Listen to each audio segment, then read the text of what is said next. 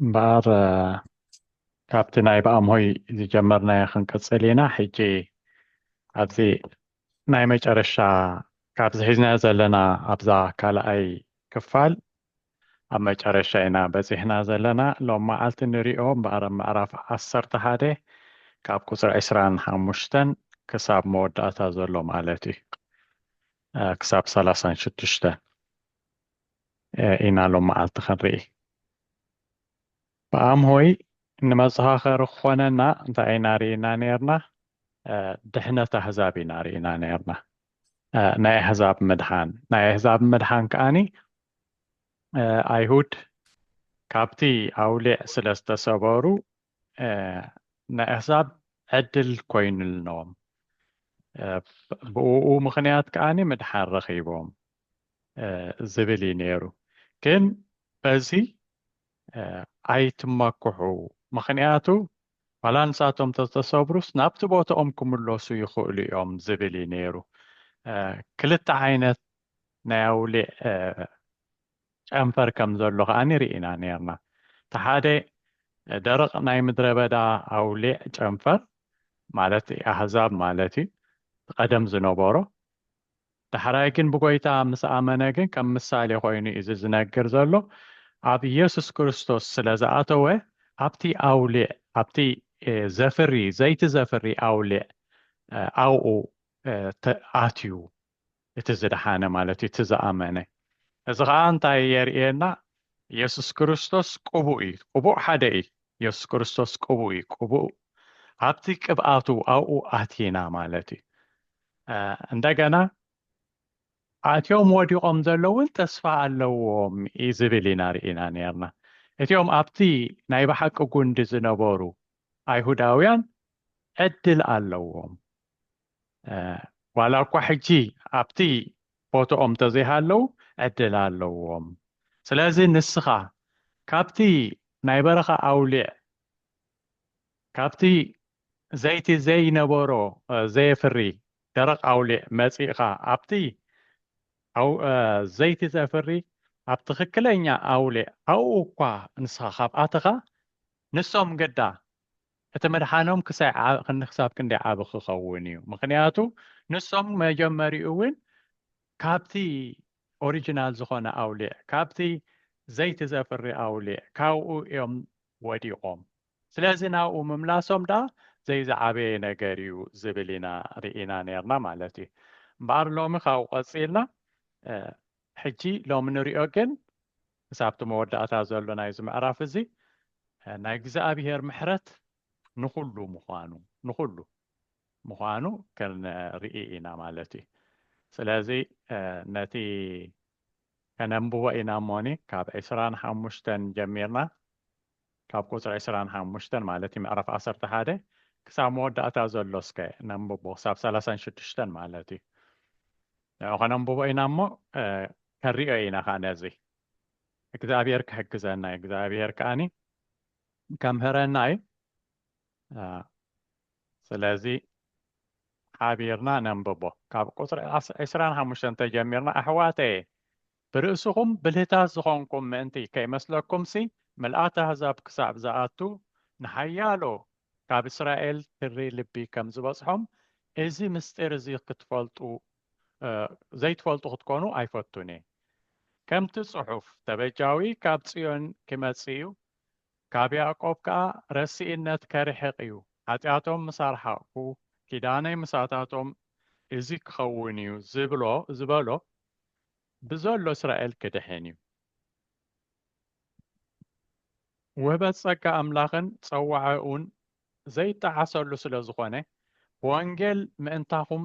ጸላእት እዮም ብምሕራይ ግና ምእንቲ ኣቦታት ፍቑራት እዮም ኣምላኽ ነቶም ኣምላኽ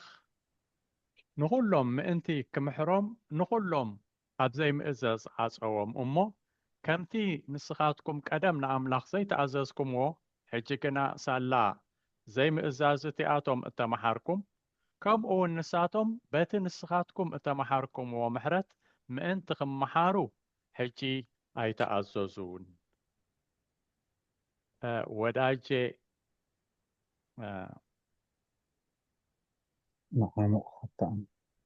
ወዳጄ መዓሙቕ ሃብቲ ኣምላኽን ጥበቡን ፍልጠቱን ክንደይ ዘይምርመር ኮታ እዩ ፍርዱ ክንደይ ብኣሰር ዘይርከብ እዩ መንገዱ ሓሳብ እግዚኣብሔር ዝፈልጦ መን እዩ ወይስ መን እዩ ዘማኸሮ መን ከ እዩ ቀደም ገለ ዝሃቦ እሞ ዝፍደዮ ኩሉ ካብኡ እዩ እውን ንዕኡን ድማ እሞ ንዕኡ ንዘለኣለም ክብሪ ይኹኖ ኣሜን ኢሉ በዚ ይውድእ እምበኣር ኣብዚ ከም ንሪኦ ዘለና ቁርብተይ እዚኣ ማውሰይ እንዲኣብያትኒ ኦኬ ኣብቲ ቁፅሪ 25 እንተደኣ ርኢና እንታይ እዩ ዝብለና ዘሎ ኩሉ ትፈልጡ ከይመስለኩም እዩ ዝብል ዘሎ ሕጂ ብዛዕባ ንመን ሕጂ እንዳነፃፀረ ንኣይሁድን ነቲኦም ኣብታ ቤተክርስትያን ዝነበሩ ካብ ኣይሁድ ዝመፁን ካብ ህዛብ ዝመፁን ንክልቲኦም ይዛረብ ዘሎ ብዚ ቦታ እዚ ሕጂ ግን ንኣይሁድ ብፍላይ ኣብዛ ቁፅሪ ካብ ህዛብ ንዝመፁ ይብሎም ኣሎ ኣሕዋተየ ብርእስኹም ብልህታት ዝኮንኩም ከይመስለኩም ወይ ከዓ ኩሉ ትፈልጡ ከይመስለኩም ምክንያቱ እቲ ዝነበረ ኩነታት እዩ ዝገልጽ ዘሎ ኣብቲ ግዜ እቲ እቲኦም ኣይሁዳውያን በቲ ናይ ቀደም ልምዲ ክኸዱ ስለ ዝጀመሩ እቲኦም ካብ ኣህዛብ ዝመፁ ከዓኒ ከነዓቅዎም ስለ ዝጀመሩ በቲ ነቲ ፀጋ ኣይፈለጥዎን ክብልዎም ስለ ዝጀመሩ ስለዚ ጠቢባን ኮይንኩም ንርእስኹም ኣይትረኣዩ ንርእስኹም ጠቢባን ኣይትግበርዋ ይብሎም ኣሎ ምስጢር ኣሎ እዩ ዝብሎም ዘሎ እዚ ምስጢር እዚ ከዓ ንስኻትኩም ኣይተረዳእኩምን ሐዋርያ ጳውሎስ ኣብዚ ዝነግረና ዘሎ ኣሕዋተይ ምስጢር ኣሎ ወይ ከዓ ዘይተገልፀ ኣሎ ክሳብ ሕጂ ዘይተገልፀ ኣሎ እዚ ምስጢር እዚ ከዓ ተሰዊሩ ዝነበረ እዩ ወይ ከዓኒ ንብዙሕ ዘመን ዘይግለጽ ዝነበረ እዩ ንምንታይ ምስጢር ኮይኑ ተበልና ዛስዋይ ከዓኒ እቲኦም መጀመርያ እቲኦም ኣይሁድ ነቲኦም ኣህዛብ ኣይድሕኑን እዮም ዝብልዎም ነይሮም ኣህዛብሲ በቃ ንመከራ ዝተፈጠረ እዩ ወይ ከዓ ንጥፍኣት ዝተፈጠረ እዩ ኣይድሕንን እዩ እግዚኣብሔር ከድሕኖ ኣየድሕኖን እዩ ዝብል እዩ እቲ ናቶም ኣረኣእያ ነይሩ እቲ ምስጢር ግን ኣይፈለጥዎን ሕጂ ከዓ ብኣህዛብ ወገን ከዓኒ ተገልቢጦም ከኣህዛብ ከዓኒ ኣይ እስራኤል እኮ እዚኣቶም ወዲቖም እዮም ዋላ እኳ ተስፋ መፂሎም ተነበረ ኣብዮም እዮም ወዲቖም እዮም ኦሮማይ ንዕኦም ንምድሓን ዋላ ሓደ ዕድል የብሉን ሕዋተይ ብዙሓት ቤተክርስትያናት ከማን ነቲ ናይ ኣይሁድ ምድሓን ወይ ከዓ ነቲ ንኣይሁድ ዝተዋህበ እንታይ ተስፋ ነቦታት ዝተዋህበ ተስፋ ንኣይሁድ ዝተዋህበ እግዚኣብሔር ዝሃቦ ተስፋ ንእስራኤል ዝተዋህበ ተስፋ ሕጂ ኣብ ሓድሽ ኪዳን ናብ ቤተክርስትያን እዩ ኢሎም ዝሰብኩ ኣለው ግን ከምኡ ኣይኮነን ቤተክርስትያን ካብ ክልቲኡ ዝመፁ ህዝቢ ብጎይታ ዝደሓኑ ዝኾነት እያ እታ ቤተክርስትያን ስለዚ ቤተክርስትያን ናይ ኣህዛብ ኣይኮነትን ወይ ከዓ ናይ ኣይሁድ ኣይኮነትን ናይ ክልቲኡ እያ እቲ ንኣይሁድ ዝተኣትዎ ቃል ግን እግዚኣብሔር ኣይሰዓሮን ክሪኦ ኢና ትሕት ኢልና ኣንቶብያ ኣንቢብናያ ፀኒሕና ነርና እግዚኣብሔር ነቲ ንኣይሁድ ዝኣተዎ ንእስራኤል ዝኣተዎ ቃል ንቤተ ክርስቲያን እዩ ክንብል ሕጂ ኣይንኽእልን ኢና ስለዚ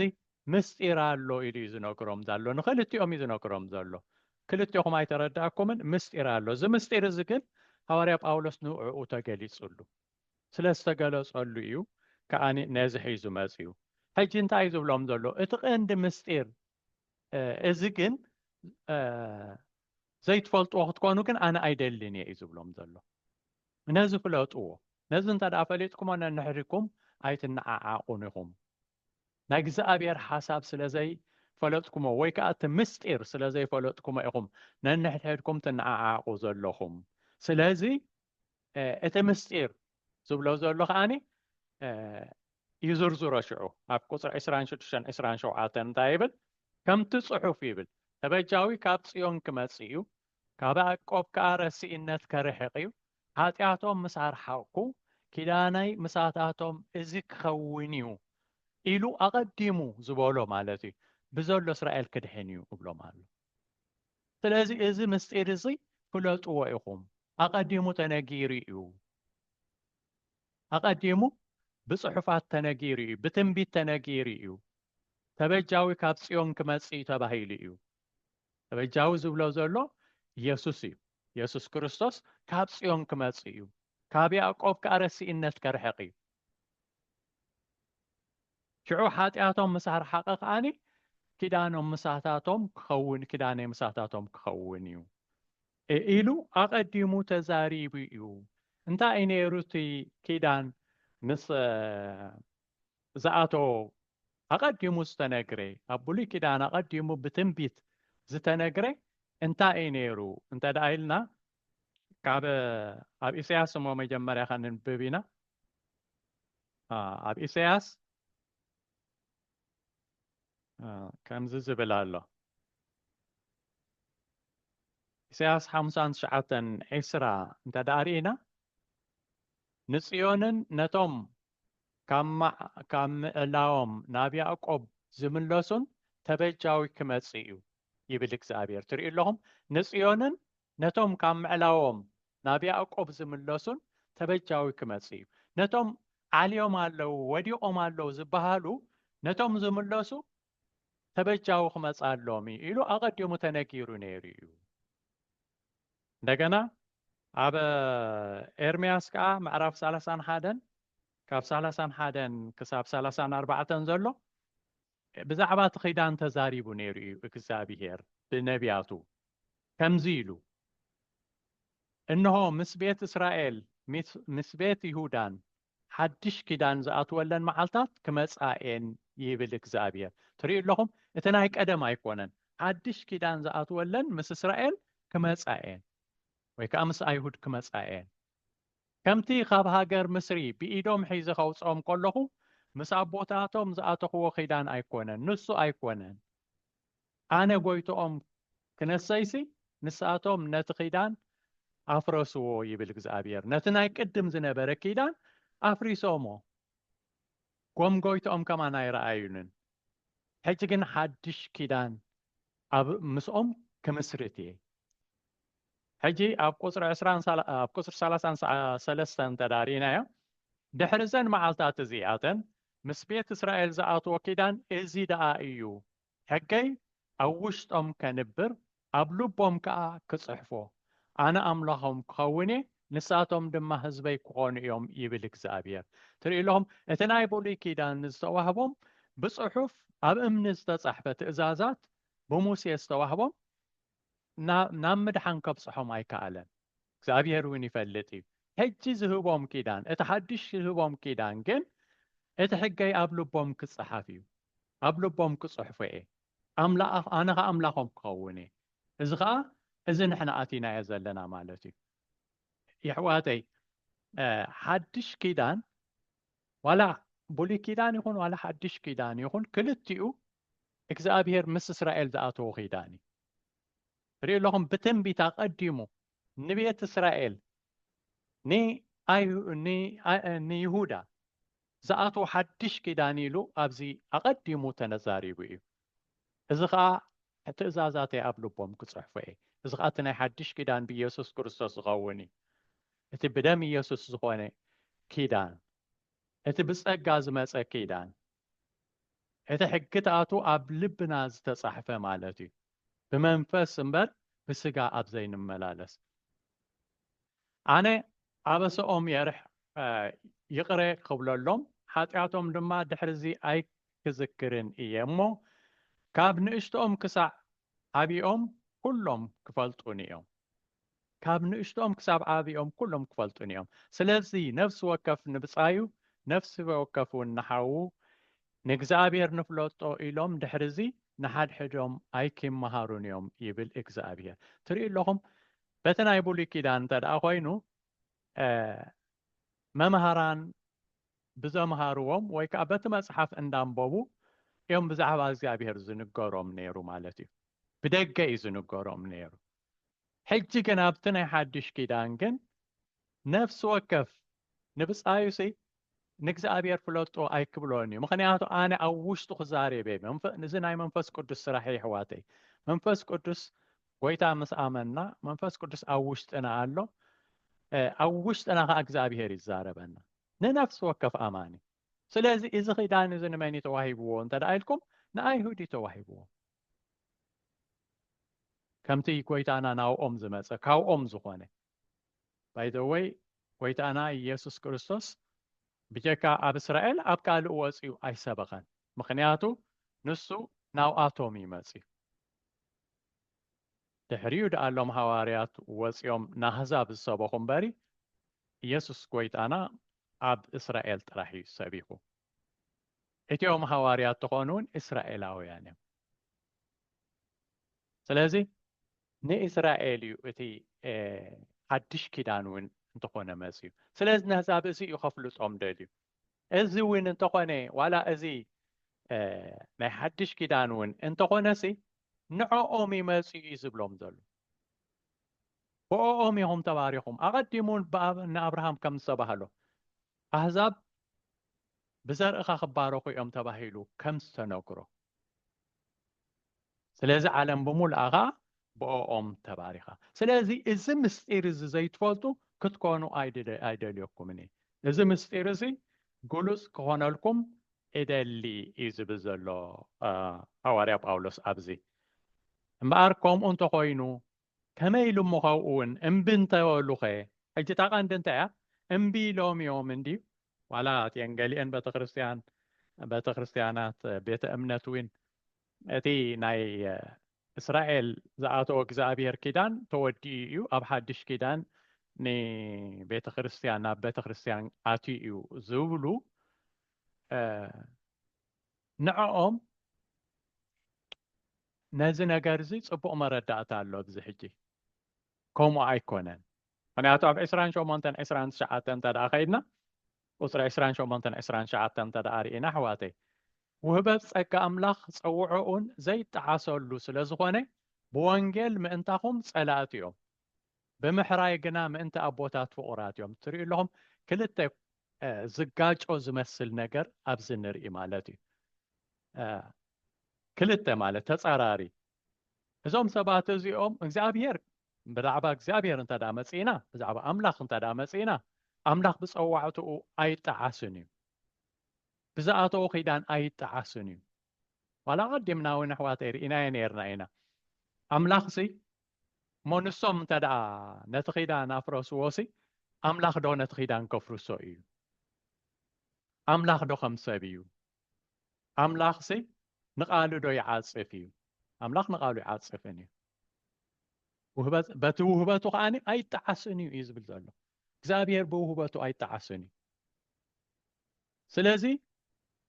ብወንጌል እኳ ጸላእትኩም ተኾኑ ንዓኻትኩም እንታይ ዝብሎም ዘሎ ሕጂ ቶም ዘይኣመኑ ኣይሁድ ንዓኻትኩም ብወንጌል ምክንያት እኳ ጸላእትኩም እንተኾኑ ብምሕራይ ብእግዚአብሔር አንጻር ክንሪኦ ከለና ግን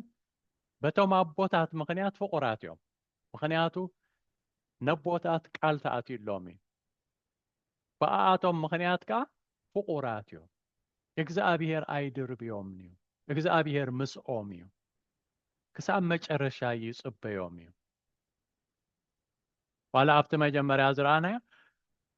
ብዘሎ ክድሕን እዩ ክብል ከሎ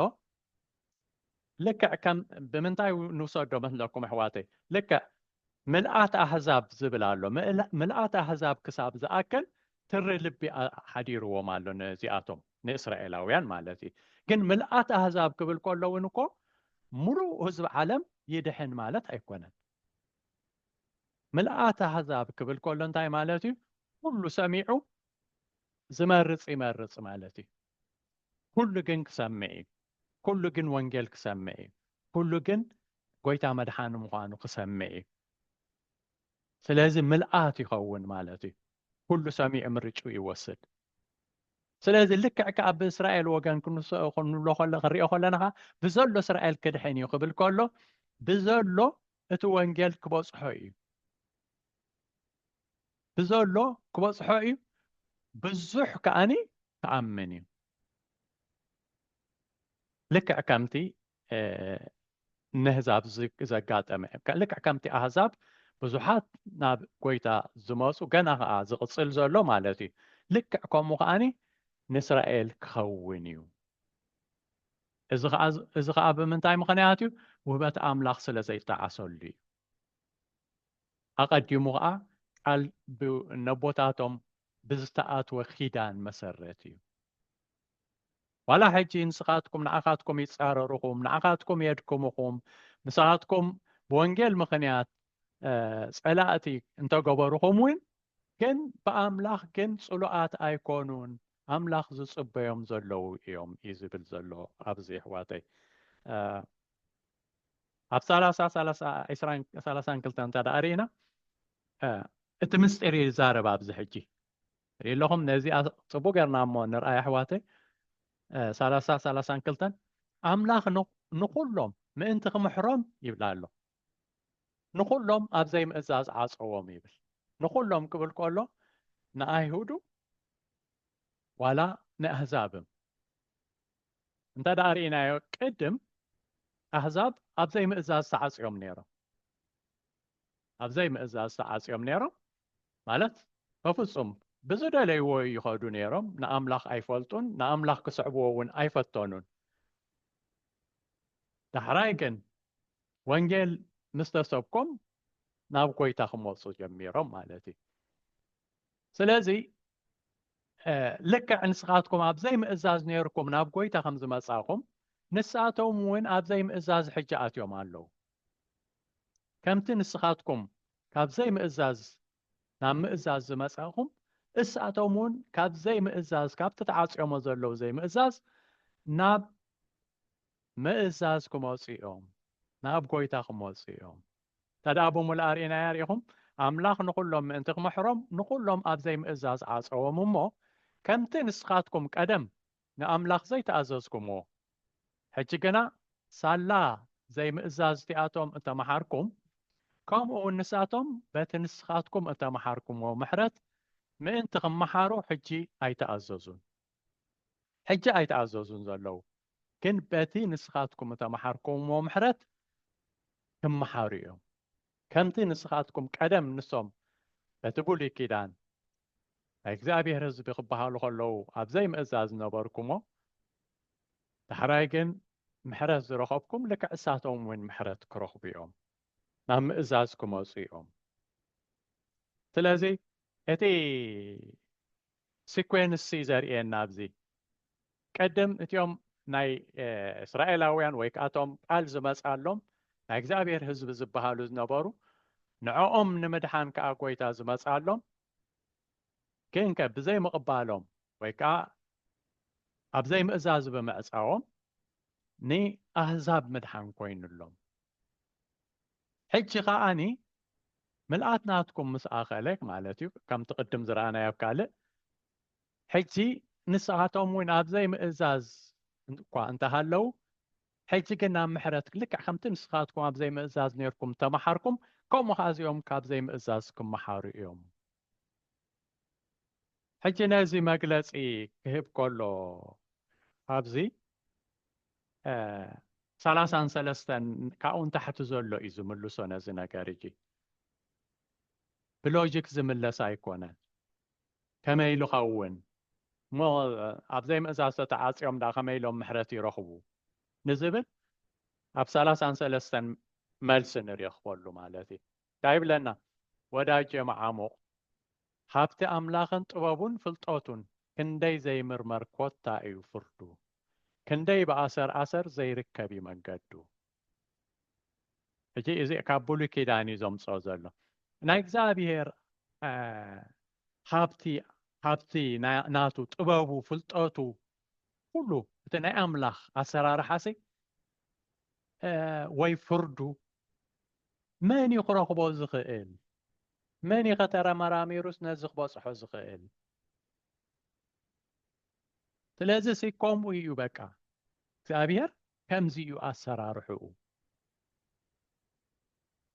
ሓደ ሰብዎ እንዶ ኣሕዋተይ ሓደ ፃፀሲ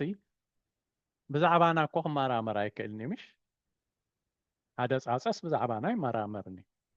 ويكا حدا سرحنا يا نجر سبزعنا يمرامرني لك عكومو نحنا كما يجرنا إنا بزعبا أملاخ كنمرامر بزعبا سروحو هذا نجر النفلطو نجر الله እግዚአብሔር በትዝገለጸልና መሰረት ብኡኡ ግን ንፈልጥ እግዚአብሔር በትዝገለጾ በትዝደለዮ يحواتي إذي أم مصحف قدس النريو الناس نعوز لنا ولا زننبو لنا حجي إجزابير فقيدو سلا ذهب الناطرحي نزخ نفلت إجزابير سلا فقدي امبري إجزابير بز توديو مالت أيقونا إجزابير بزي توديو مالت أيقونا إجزابير عابي لك كوميز بزلو منيو نعوخ مرمر زخيل من قدو منيو خرخبا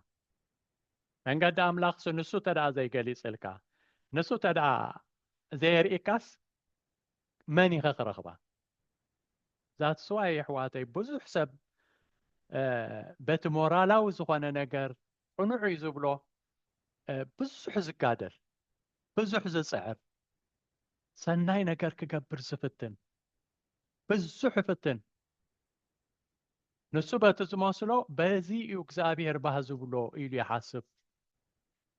كنا يكزابير أسرارها قوم يكونا نكزابير أسرارها مجمريا سمعاني مجمريا سمع شعبت زوال كوها بو تخيد مر بنات كمان قدي إذن أجزابير يكتبل كن أي تخيلني خا هم يجير كامر مير كأنا أجزابير من قدي حسب عبت 3-4 حسب أجزابير سفلت منيو ويس منيو زما خورو أجزابير سما خرد اللي من يخز فولتو حسابه مصحف قدس بلنا أنتاي نتوم كقلص ألهم زفتوي نتوم كقلص ألهم زفتوي إذا كقلص أزدلي قلص إجزابير من كي قدم قال ذهب أمه سفتيو وكأن إجزابير سي قال كونتريبيس كبر منيو نزيو أبرومي صدق نيتيوم أيهوداويان صدق رأسهم كتخلو سلازفتون زبلو صدق أملاخ قديفهم صدق رأسهم كتخلو سلازفتون ولا نعنا هنكمي نت صدق أملاخ قديفنا صدق رأسنا كتكل تدعى فتينا كاب إجزابير عنينا علينا لنا مالتي ويكأخذ صقوانا علو مالتي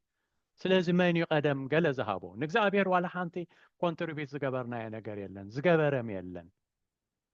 ولا حانتي نجزابير سي كم زجرنيري قبل زخيل يلون نا ايوب مثال نوسد ايوب سي صادق ايو صادق سب نبري بلنا مش بتنقاقي قهان نبر نيرو حيت انت حاسب نيرو ايوب سي أناس بتنقاقي يزنبر نجزابير كيوغوها كله تتنقاقي كله نجر زجبرو بتنقاقي كابتم نبارو هزب خاني السو تتنقاق نبر السبي جن انت حاسب نيرو أنا تتنقاق سلا زنبر سني እግዚአብሔር ሰአባይ ዝረኽቦ በደል የለን ኢሉ ይሓስቡ ነይሩ ይምፃእ ኢሉ ኸማን ይምፃእ እስከ ምሳይሲ እስከ ይዛረብ ይምፃእ እንደሞ ኣነስ እንታይ እየ ቤናይ በደል ኢሉ ዳሕራይ ግን ንእግዚአብሔር ምስ ተገለጸሉ ግን ምስ ገለጸሉ ነገር ግን ዋይ ኣነ ኢሉ ንርእሱ ፈሊጥዋ ማለት እዩ እግዚአብሔር ርእሱ ምስ ገለጸልካ እዩ ኻ منات كاتفلت كل مصحف قدس ولا إسياس ونلقعكم قدمسي بقى نايزابير نبي تباهيلو نهزبتاتنا مهاري فريعو زنبر نبري كن هذا معالتي أبتي نايزابير زفان أبتي عبي أملخو أو مساعته وكن ويليلو ويلو كنافري زرخصا إلو أتي ناتو رخصة ترأيو مالتي سلازي حواتي مانم نكزابير قالي صدقي حوي سنيري قالي كيري نيري كبلسي ولا حانت زخيلي البون سلازي انتاي دالو انتاي لنابتو موداتا خلدو خلو صبو غير ودي والله كلو خابو إيو بوو إيو نعو إيو ري لكم سلستين رأيوان أحواتي كله كاوي زخوانا نجر كاب كزابيري زخوانا نجر ولا أتي نحن علنا نبلو كاوي فلتتنا كإلتنا زلنا سيتويشن كله كاوي أتي بوي غاني تزغون نجر كأن بوي بأنا غي مثلنا بوي كن نماني غاني نعوي نعانا غا أيكونا نعوي نزل تدعى تردينا أنك زابير صبو قرنا فلتنا يلنا مالتي سلازي نعو نزل عالم كبري يخونو آمين نحن صراحة انتاين تايلنا نعو نزل عالم كبري يخونو آمين مبالي سلازي آمين يخون لنا نعو حجوين نزل عالم كبري يخونو زابير أملاقنا سنة أملاقي نزي مصنعة زي كناس إن زحق زنا والنسوي هو نعو كاوي كل نجار سلازي نلومي أبزي كنودينا تقاندي أي مصحف قدس دا نايزيا رومي داركا كيدنا يينا أتي theoretical part ويكا أت doctrinal زخونة أتي ممرحي إجزابي هرسب كما إيو أسرار حقوق ويكا إجزابي ذهبنا نعانا أتي ممرحي تقاندي كتاب زحج زرعنا يوي كاب حجي نينيو زولو تريفو زولو معرافات اوكي اكزابير مسدحاننا اكزابير كل نجر مسقبرلنا كابانا يكونن تردينا له كاب اكزابير كل نجر